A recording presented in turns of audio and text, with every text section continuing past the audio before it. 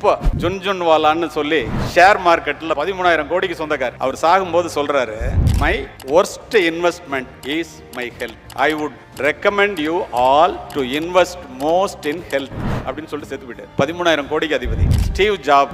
வர்த்தக உலகத்திலே பல கோடிகளை குவித்து விட்டேன். நான் ஒரு உலக பணக்காரன். ஆனால் மருத்துவமனையிலே இன்றுதான் நான் உணர்கிறேன், என்னிடம் இருக்கின்ற பணம், என்னுடைய புகழ் அத்துணையும் என்னுடைய மோசமான உடல்நிலைக்கு முன்னால் செல்லா காசாகிவிட்டது. அந்த மருத்துவ உபகரணங்களின் சத்தம் மட்டுமே எனக்கு கேட்கிறது. என்னுடைய உடல் வலியை என்னால் தாங்க முடியவில்லை.